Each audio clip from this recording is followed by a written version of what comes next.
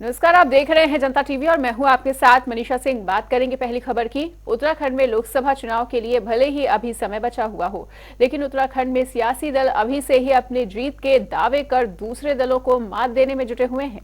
उत्तराखंड की 5 लोकसभा सीटों पर बीजेपी और कांग्रेस भी अपनी अपनी जीत का दावा कर पुराने रिकॉर्ड्स को तोड़ने की बात कर रहे हैं।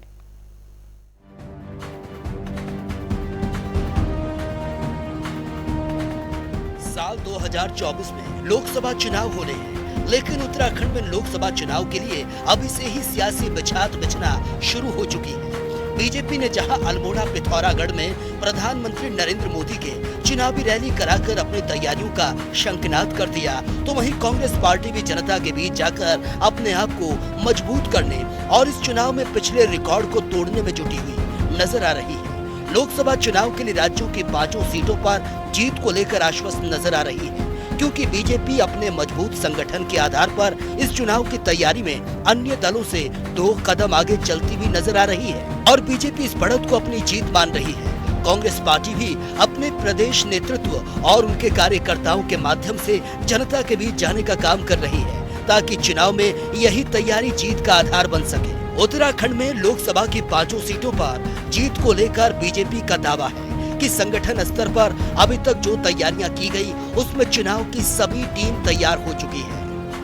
बूथ स्तर से लेकर मंडल स्तर तक पार्टी अपने मोर्चों पर टीमों और पन्ना प्रमुखों को नियुक्त कर चुकी है। बीजेपी नेताओं का दावा है कि 2014 से 2019 की तरह ही 2024 में बीजेपी 5 सीटों पर बड़ी जीत हासिल करेगी। देखिए, उत्तराखंड की जनता ने एक बार नहीं कई बार कांग्रेस का खाता बंद कर रखा है उत्तराखंड में, और अब तो पूरी तरह से सीज ही कर दिया गया है। इसलिए जो चीज़ कभी कोई प्रॉपर्टी सीज होती है, उसके सीज खुलना बहुत आसान नहीं होता है, और उत्तराखंड की जनता ने पूरा मन बनाया है कि उनका जो सीज लगी है उस पर कहीं खुल नहीं सकती है। और भारतीय जनता पार्टी 2014 और 19 के मुकाबले 2024 में प्रचंड जीत के साथ तीसरी बार प्रधानमंत्री नरेंद्र भाई मोदी को चुनने वाले हैं। देखिए, जब जनता ने ही खाता उनका पिछली बार भी नहीं खोला और इस बार भी नहीं खोलेगी, तो ये अपना खाता कहां से खोलेंगे। जिस प्रकार से दिवा स्वप्न लगातार देखते आ रहे हैं, इनका कहीं कोई सपना पूरा नहीं होने वाला। ये सब जनता अच्छी तरह जानती है कि किसका खाता हमें खोलना है। कांग्रेस पार्टी राज्य के भीतर बीजेपी सरकार की नाकामियों को बड़ा मुद्दा मान रही है और जनता के बीच फैली इस नाराजगी को अपना चुनावी हथियार बनाकर इस चुनाव में जीत का दावा कर रही है। कांग्रेस नेता की माने तो इस बार 2014 और 2019 का जो भी चुनावी रिकॉर्ड बीजेपी का रहा, वो टूटेगा। कांग्रेस 5 सीटों पर 2009 की तरह जीत हासिल करेगी। कि ये भारतीय जनता पार्टी का अहंकार है, जो प्रचंड बहुमत जनता ने उनको दिया एक विश्वास के साथ कि डबल इंजन का लाभ उत्तराखंड को मिलेगा, लेकिन वो डबल इंजन उत्तराखंड में आज तक उतरा ही नहीं है। तो ये प्रचंड बहुमत का नशा है जो भाजपा के नेताओं के सिर चढ़ करके बोल रहा है, और जनता लगातार सरकार के खिलाफ सड़क पर उतरी हुई है। बेरोजगार पेपर लीक प्रकरण के आरोप लगा रहे हैं, सीबीआई जांच की मांग को लेकर अभी भी धरने पर बैठे हुए हैं। बेटी अंकिता भंडारी प्रकरण में आज तक न्याय नहीं हुआ है, वीआईपी का नाम उजागर नहीं हुआ है। सीबीआई जांच की मांग उत्तराखंड की मातृशक्ति लगातार कर रही है। कानून व्यवस्था ध्वस्त है, विकास नाम की चीज़ उत्तराखंड में नज़र नहीं आ रही है। केवल विज्ञापनबाजी और बयानबाजी सरकार की ओर से खूब हो रही है। जन आक्रोश है किसानों का। आप देख लीजिए, लगातार सड़क पर उतरे हुए मुआवजे की मांग को लेकर के, जो है फसलों के उचित भुगतान की मांग को लेकर के सरकार उसको पूरा नहीं कर पा रही है। अग्निपथ योजना को लेकर के उत्तराखंड का नौजवान पहले से ही आक्रोशित है। तो सरकार को युवाओं का, महिलाओं के और जनाक्रोश के कारण निश्चित तौर पर आने वाले 2024 के लोकसभा चुनाव में भारी हार का सामना करना पड़ेगा, और इसे कोई भी नहीं नकार सकता। उत्तराखंड में आंकड़ों के लिहाज से सीटों की संख्या भले ही 5 हो, लेकिन इन 5 सीटों पर जीत का संदेश देश के दूसरे राज्यों में सियासी को लाभ पहुंचाने का काम करता है। ऐसे में जब पीएम मोदी की उत्तराखंड के प्रति अटूट श्रद्धा रही है, तो बीजेपी श्रद्धा को भुनाना चाहती है और अब एक बार फिर उत्तराखंड की 5 सीटों पर जीत हासिल कर केंद्र में मोदी को मजबूत करना चाहती है। जबकि कांग्रेस को उम्मीद है कि राज्य के भीतर बेरोजगारी, बढ़ता अपराध कई ऐसे ज्वलंत विषय हैं जिस पर जनता चिंतित है और बीजेपी को सबक सिखाने का काम करेगी। देहरादून से जनता टीवी के लिए नवीन शुक्ला की रिपोर्ट। उधर आगामी लोकसभा चुनाव को लेकर राजनीतिक दल जी जान से तैयारियों में जुटे हुए हैं और एक और बयानों का पलटवार भी जारी है। दूसरी ओर जमीनी स्तर पर अपने वर्चस्व को मजबूत करने में जुटे हुए हैं सभी राजनीतिक दल और इसी कड़ी में लाभार्थी संवाद कार्यक्रम का भी आयोजन किया गया। लोकसभा सांसद डॉक्टर रमेश पोखरियाल निशंक ने भी शिरकत की इसमें और इस दौरान बीजेपी के दिग्गज नेता भी नजर आए। वहीं इस दौरान गरीब कल्याण के कई योजनाओं का लोकार्पण भी हुआ। आज लक्सर में करोड़ों रुपए की बहुत सारी योजनाओं का आज शिलान्यास हुआ। करोड़ों रुपए की योजनाओं का आज उद्घाटन हुआ और आज बहुत सारे लोगों को, बहनों को उनके घर की चाबी मिली है। आज कितने भावुक हो गई थी, आपने देखा कि कुछ बहनें तो इतने भावुक हो गई थी कि 17 साल से हम प्रतीक्षा कर रहे थे कि कभी तो वो दिन मिलेगा कि जब हम अपने मकान में जा सकेंगे। बरसात में सारा कच्चा मकान हमको नरक बना देता था। आज मुझे बहुत खुशी है, उनके आंखों में जब मैंने खुशी के आंसू देखे तो मुझे लगा कि ये हमारी जो गवर्नमेंट, हमारे देश के जो प्रधानमंत्री ने ये हमेशा ये कहा है कि अंतिम छोर तक में बैठे रहने वाले व्यक्ति के चेहरे पर जब तक मुस्कुराहट नहीं होगी तब तक हम चैन से नहीं बैठेंगे।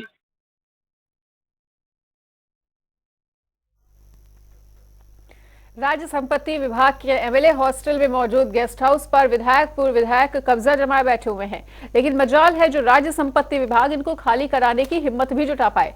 ऐसे हालात में माननीयों पर सवाल उठना भी लाजमी है। देखिए खास रिपोर्ट।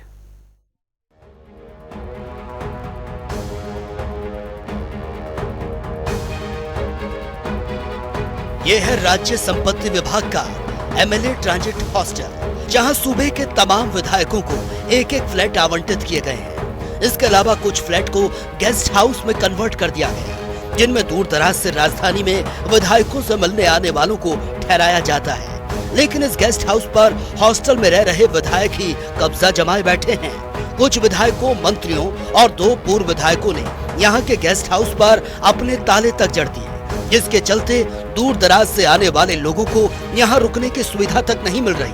सूत्रों की माने तो विधायक फकीर राम टमटा, दुर्गेश लाल, विनोद चमोली, शक्तिलाल शाह, शैला रानी रावत, संजय डोभाल, प्रमोद नैनवाल, भोपाल राम टमटा के पास तो अतिरिक्त फ्लैट है। साथ ही कैबिनेट मंत्री गणेश जोशी, सुबोध उनियाल के नाम भी मंत्री आवास होने के बाद विधायक हॉस्टल में फ्लैट है।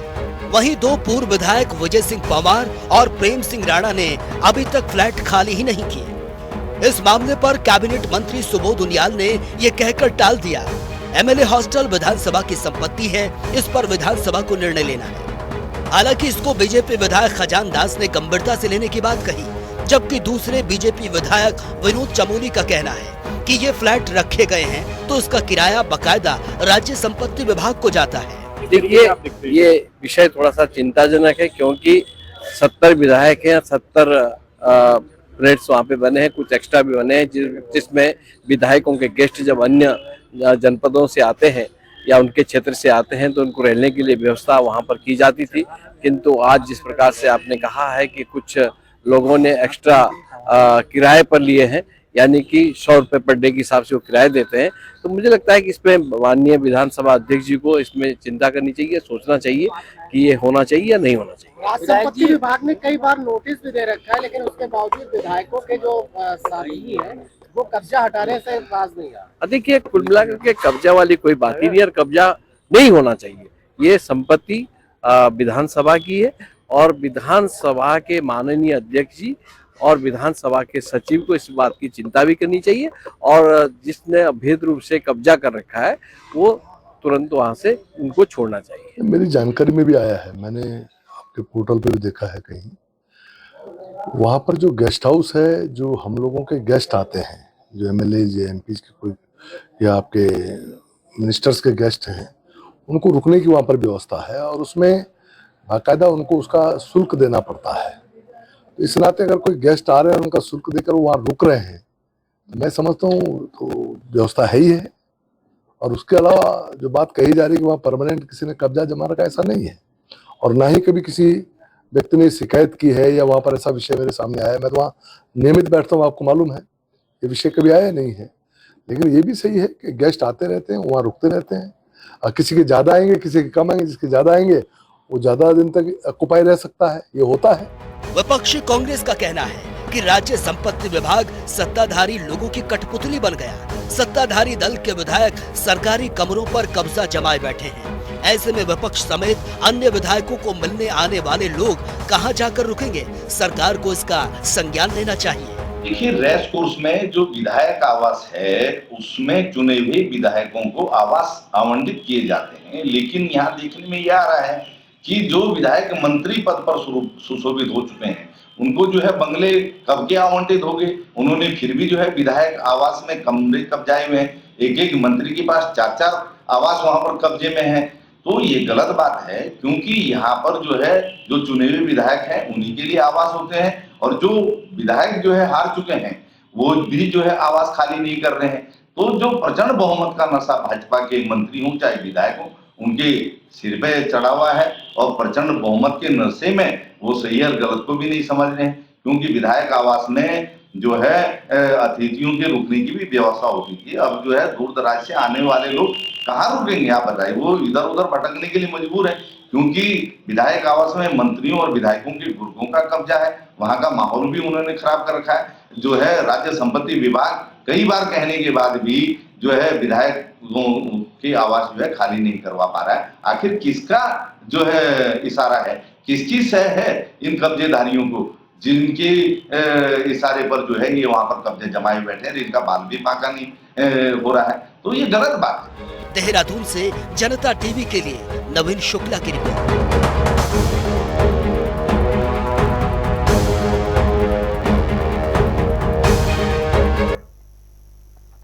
लोकसभा चुनाव से पहले 5 राज्यों में होने वाले विधानसभा चुनाव का बिगुल बज चुका है और बीजेपी ने चुनावी राज्यों में बेहतर चुनाव प्रबंधन के साथ ही साथ अन्य राज्यों से भी अपने कार्यकर्ताओं को जिम्मेदारी सौंपी है।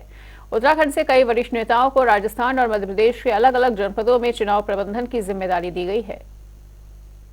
निश्चित रूप से भारतीय जनता पार्टी जब भी देश भर में विभिन्न राज्यों में चुनाव होते हैं तो भारतीय जनता पार्टी के वरिष्ठ कार्यकर्ताओं को विभिन्न प्रदेशों से चुनावी राज्यों में चुनाव प्रबंधन की दृष्टि से भेजा जाता है। और हमारे उत्तराखंड से राजस्थान मध्य प्रदेश में हमारे वरिष्ठ नेतागणों की पहले से ही उनको जिलों की जिम्मेदारी वहाँ दी गई हैं। हमारे प्रदेश के महामंत्री संगठन आदरणीय अजय जी वहाँ पर पूरे एक संभाग की जिम्मेदारी को देख रहे हैं। और इसी प्रकार से हमारे पूर्व मुख्यमंत्री डॉक्टर रमेश पोखरियाल निशंक जी, हमारे कैबिनेट मंत्री आदरणीय डॉक्टर धन सिंह रावत जी और अन्य कई लोग वहाँ पर पहले से ही चुनाव में लगे हुए हैं। और आगे चुनाव नजदीक आने पर भारतीय जनता पार्टी के अन्य वरिष्ठ नेताओं को, चाहे हमारे प्रदेश स्तर के नेता हों या जिन्होंने चुनाव विभिन्न राज्यों में चुनाव में काम किया है, ऐसे अनुभव जिन्होंने प्राप्त किया है, ऐसे लोगों को हम उन राज्यों में मध्य प्रदेश और राजस्थान में भेजने जा रहे हैं। नवरात्रि का आज 8वां दिन है और इस दिन मां दुर्गा के 8वें स्वरूप यानी कि महागौरी की पूजा अर्चना होती हुई नजर आती है। नवरात्रि के समय सभी मंदिरों में भक्तों की भारी भीड़ भी देखने को मिलती है और आज अष्टमी के मौके पर मंदिरों के अलावा घर घर में कन्या पूजन भी किया जाता है। नवरात्रि में भक्तों में काफी ज्यादा उत्साह इस वक्त देखने को मिल रहा है। मां दुर्गा अष्टमी आज पर्व मनाया जाएगा, जो सभी भक्त मना रहे हैं बड़े हर्षोल्लास के साथ। प्रत्येक वर्ष हर 6 महीने में नवरात्रि आते हैं और वैसे तो हर 3 महीने में आते हैं। 4 नवरात्रि आते हैं, 2 गुप्त नवरात्रि कहे जाते हैं और 2 आश्विन और चैत्र के नवरात्रि कहे जाते हैं। इनमें माता रानी के 9 स्वरूपों की पूजा की जाती है और यथा विधि सहित पूजन, अर्घ्य, आचमन, दूध, दही, घी शहद से स्नान कराकर माता रानी को प्रसन्न किया जाता है। आज अष्टमी है और हम घर पे पूजा करके और माँ के यहाँ आते हैं। हम यहाँ पे आ करके माता से जो भी कुछ मांगते हैं हमें मिलता है, इसलिए हम बहुत उत्साह के साथ इनका आकर के पूजा करते हैं, यहाँ भजन करते हैं। वैसे भी तो शेरों वाली है, सबको सब कुछ देने वाली है। यहाँ पे दिल से जो भी कुछ कोई मांगता है उसकी मुरादें पूरी होती हैं। तो नवरात्रि में आज अष्टमी के मौके पर देश प्रदेश में जगह जगह कन्या पूजन का आयोजन किया गया। वहीं कैबिनेट मंत्री गणेश जोशी समेत बीजेपी युवा मोर्चा के राष्ट्रीय अध्यक्ष नेहा जोशी ने भी दुर्गाष्टमी पर 101 कन्याओं के साथ पूजन अर्चन किया और उन्हें कंजकें भी खिलाई गई। मां सुरकंडा देवी का उन्होंने आशीर्वाद लिया और इसके साथ ही विशाल भंडारे का भी आयोजन किया गया। इस दौरान कैबिनेट मंत्री ने कहा कि प्रधानमंत्री नरेंद्र मोदी के नेतृत्व में देश विकास के पथ पर लगातार आगे बढ़ रहा है। देखिए, आज अष्टमी का दिन है और इस दिन हम देवी माँ की पूजा करते हैं और इससे अच्छा हमें लगता है जो सुरकंडा देवी हमारा मंदिर है, इसकी इतनी मान्यता है, इतना तेज है कि जो यहाँ आया है उसकी मनोकामना भी पूरी होती है। और आज एक सौभाग्य यहाँ पर मिला कि हर साल अष्टमी पर मैं भंडारा करती हूँ।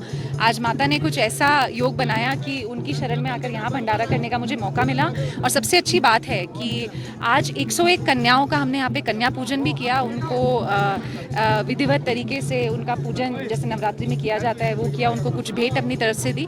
और एक संकल्प आज हम सब, आपने देखा होगा पूरा हमारा भारतीय जनता पार्टी परिवार यहाँ पर आज उपस्थित है। हम सब ये संकल्प लेकर जा रहे हैं कि जिस तरह मोदी जी लगातार, चाहे वो 33% सेंटर में आरक्षण की बात हो या हमारे धामी जी यहाँ पर 30% हमारी लड़कियों को आरक्षण सरकारी नौकरी में जिस तरीके से उन्होंने दिया है, उसी प्रकार से हम भारतीय जनता पार्टी का जो पूरा परिवार है ऐसे ही इन बच्चियों के लिए, अपनी बहनों के लिए समर्पित रहे। यही संकल्प आज हम आज अष्टमी के मौके पर यहाँ सुरकंडा देवी से लेकर जाते हैं। नवरात्रे चल रहे हैं। नवरात्रे में लोग 9 दिन व्रत रखते हैं, माँ दुर्गा के 9 स्वरूपों को स्मरण करते हैं। आज अष्टमी है, आज माँ गौरी की पूजा होती है। आज माँ सुरकंडा के मंदिर में आशीर्वाद लेने के लिए हम लोग यहाँ पर आए, मैं, मेरी बेटी, और यहाँ पर भी हमने 51 कन्याओं का कन्या पूजन किया है। हमने माँ से प्रार्थना की है कि माँ हमें इतनी शक्ति दे कि हम जिन जिन क्षेत्रों में काम कर रहे हैं उसमें ईमानदारी से काम कर सकें। वहीं नवरात्रि के इन दिनों में जगह जगह रामलीला का आयोजन होता हुआ भी नजर आ रहा है और हरिद्वार की जिला जेल में भी अपनी तरह की एक अनूठी रामलीला चल रही है, जिसका लोग भव्यता के साथ आनंद उठाते हुए भी नजर आ रहे हैं। जेल का नाम सुनते ही अक्सर जेल में बंद खूंखार अपराधियों और भय के वातावरण जैसे नजारे आंखों में कौंधते हैं, लेकिन हरिद्वार जिला कारागार का नजारा इन दिनों बिल्कुल जुदा है। नवरात्र के पावन दिनों में जेल में भी रामलीला चल रही है। यहाँ जेल के कैदी ही राम, लक्ष्मण, सीता समेत रामलीला के अन्य सभी पात्रों को बखूबी न सिर्फ निभा रही हैं, बल्कि उससे प्रेरणा भी ले रही हैं। तो वहीं अन्य कैदी बैठकर रामलीला के मनोरंजन का लुत्फ भी ले रहे हैं। देखिए, हम सभी बंदी भाई मिलके आपस में 1 महीने तक इसकी प्रैक्टिस करते हैं और जब से यहाँ पर सर आए हैं तब से ही रामलीला का मंचन आयोजन हो रहा है। यहाँ पर मुझे 3रा साल हो गया है राम का किरदार करते हुए। हमको सर ऐसा फील होता है कि हम भगवान के रूप में आ गए हैं एक तरीके से। हमको ऐसा लगता ही नहीं हम जेल में हैं, हमको लग रहा है हम बाहर कहीं अच्छे ग्राउंड पे, लेवल पे, अच्छे उस पे मंचन पे कहीं वो कर रहे हैं प्रदर्शन। और रामलीला के मंचन से बहुत लोगों में पॉजिटिविटी आती है, क्योंकि जिस तरीके से लोग बाग देखते हैं राम का किरदार, लक्ष्मण का किरदार, उनके स्वभाव को देखते हुए लोग बाग में बहुत ज्यादा चेंज आता है। जेल के नेगेटिव माहौल को आध्यात्मिकता से पॉजिटिव बनाने के लिए जेल प्रशासन कई धार्मिक आयोजन करता है। पिछले 3 सालों से यहाँ रामलीला भी कराई जा रही है। जेल अधीक्षक के मुताबिक सभी बंदी पूरे उत्साह से बढ़ चढ़कर रामलीला का मंचन करते हैं। खास बात यह है कि सिर्फ हिंदू ही नहीं बल्कि कुछ मुस्लिम कलाकार भी रामलीला में बढ़ चढ़कर हिस्सा लेते हैं। इसमें पूरा आध्यात्मिक वातावरण है और नवरात्रि के शारदीय नवरात्र में ही रामलीला का आयोजन होता है, तो निश्चित रूप से पूरा माहौल जो है एक राममय हो जाता है। लोग बहुत चाव से, बहुत तल्लीनता से और बहुत शांति से जो है पूरी रामलीला देखते हैं और यहाँ एक सांप्रदायिक सद्भाव का जो है वातावरण निर्मित होता है। कोई ऐसा किसी धर्म का ऐसा नहीं है कि जो रामलीला में प्रतिभाग नहीं करो। इसमें जो हमारे कलाकार हैं वो सभी धर्मों के कलाकार हैं, वो हिंदू भी हैं, मुस्लिम भी हैं और ईसाई भी हैं, सिख भी हैं। इनका सामूहिक सहयोग जो है हमें रामलीला के आयोजन में प्राप्त होता है। साधु संत भी मानते हैं कि ये एक अच्छा प्रयास है। जेल में अलग अलग गुनाहों की सजा काट रहे अपराधियों के बीच रामलीला को दर्शाना उनके हृदय परिवर्तन में सहायक होगा और वो भगवान राम के जीवन से प्रेरणा लेंगे। रामलीला हो रही है ताकि जितने भी कैदी है सबको सीख मिले कि जेल से निकल के हम राम बन जाएं, लक्ष्मण बन जाएं, भरत बन जाएं, शत्रुघ्न बन जाएं। और बहुत ही अच्छी रामलीला हो रही है। और मैंने देखा, मैं समझता हूं कि पूरे हरिद्वार में अगर मुझे कोई पूछेगा, मैं कहूंगा सबसे सुंदर रामलीला जो है जेल में हो रही है। भाई रामलीला का मकसद जो है यही है कि आपको जब बाहर निकलेंगे राम बन के निकलना है। जो आपकी चोरियां करने की वृत्ति है, जो क्राइम जो आपने किया उसको छोड़ दो, अब आप राम बनो, लक्ष्मण बनो, ऐसे उनको वहाँ सिखाया जाता। रामलीला के पात्र निभाने वाले सभी कैदी 1 महीने तक इसका अभ्यास करते हैं और फिर किसी सधे हुए कलाकार की तरह शानदार अभिनय कर रामलीला के पात्रों को जीवंत करते हैं, जिससे जेल का माहौल भक्तिमय हो उठता है। हरिद्वार से विकास खरे की रिपोर्ट। राज्य मंत्री मजहर नईम नवाब हरिद्वार पहुंचे, जहां उन्होंने 11 विधानसभाओं के संबंधित अधिकारियों और मुख्य विकास अधिकारियों के साथ बैठक की। विकास कार्यों और विकास योजनाओं को लेकर उन्होंने समीक्षा की। और साथ ही आपको बताना चाहेंगे कि राज्य मंत्री ने सख्त तेवर में साफ तौर पर कहा कि जो अधिकारी इस समीक्षा बैठक में नहीं पहुंचे उन्हें नोटिस जारी किए जाएंगे और उनसे स्पष्टीकरण भी मांगा जाएगा। बैठक जो है राज्य मंत्री स्तर की है, इसमें सारी योजनाएं जो हरिद्वार जिले की संबंधित योजनाएं चल रही हैं, चाहे वो भारत सरकार की योजना है या उत्तराखंड सरकार की योजना है, उन योजनाओं को किस तरीके से संचालित हो रही है और उन योजनाओं का लाभ लाभार्थियों तक किस तरीके से पहुंच रहा है, क्या उन लाभार्थियों की कितनी % प्रोग्रेस रिपोर्ट है, ग्रोथ क्या है, आगे किस तरीके से हम लोगों ने बढ़ाना है, और जो विकास के काम है हमारे हरिद्वार जिले के उनकी समीक्षा है। कोई विकास का काम मुख्यमंत्री हमारे घोषणा का काम अगर रुका है, किस कारण से रुका है, इसकी यहाँ आज हम समीक्षा कर रहे हैं। और जो काम रुके हैं उन्हें जल्दी शुरू कराया जाएगा, उन पर सरकार से बात करके गति दी जाएगी। और विकास के कामों के साथ साथ जो हमारी योजनाएं हैं उन योजनाओं की ग्रोथ बढ़ाने के लिए, उन योजनाओं की तेजी से लाभार्थियों तक पहुंचाने के लिए हम काम कर रहे हैं। शारदीय नवरात्रि की महाअष्टमी आज महागौरी की पूजा के साथ कन्या पूजन का विशेष महत्व। मंदिरों में सुबह से ही लगा हुआ है भक्तों का तांता। देहरादून के परेड ग्राउंड में दशहरे मेले के 24 अक्टूबर को होगा आयोजन। मुख्यमंत्री पुष्कर सिंह धामी और कैबिनेट मंत्री प्रेमचंद अग्रवाल करेंगे शिरकत। बन्नू बिरादरी दशहरा कमेटी ने प्रेस वार्ता कर दी है जानकारी। हरिद्वार में राज्य मंत्री मजहर नईम नवाब ने की समीक्षा बैठक। 11 विधानसभाओं के अधिकारियों और मुख्य विकास अधिकारी के साथ की बैठक। देहरादून में रिश्तों को शर्मसार करने वाली घटना आई सामने। कलयुगी पत्नी ने प्रेमी के साथ मिलकर रची पति की मौत की साजिश। पुलिस ने आरोपियों को किया है गिरफ्तार। उत्तरकाशी में चिकित्सा शिविर का हुआ आयोजन। सचिव श्वेता राणा चौहान ने किया शुभारंभ। आम लोगों से स्वच्छता कार्यक्रम में सहयोग देने की है अपील। देहरादून में डीएवी कॉलेज की दीवार गिरने के बाद युवती की हुई मौत। छात्रों ने किया प्रशासन के खिलाफ हंगामा। न्याय की मांग को लेकर छात्र नेता चढ़े मोबाइल टावर पर। हल्द्वानी में फ्रेशर पार्टी के दौरान छात्रों के 2 गुट आपस में भिड़े। अफरा तफरी का माहौल बना। MB-PG कॉलेज का मामला। रुड़की में प्रतिष्ठित डॉक्टर की बढ़ सकती हैं मुश्किलें। डॉक्टर पर लगे गंभीर आरोप। महिला के ससुर से अवैध संबंध होने की जताई गई है आशंका।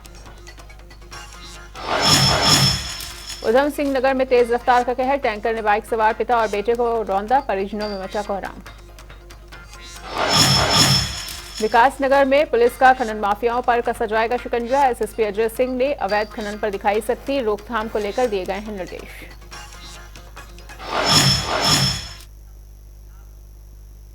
और यहां पर रुकेंगे एक छोटे से ब्रेक के लिए। खबरों का सिलसिला लगातार जारी है, देखते रहिए जनता टीवी।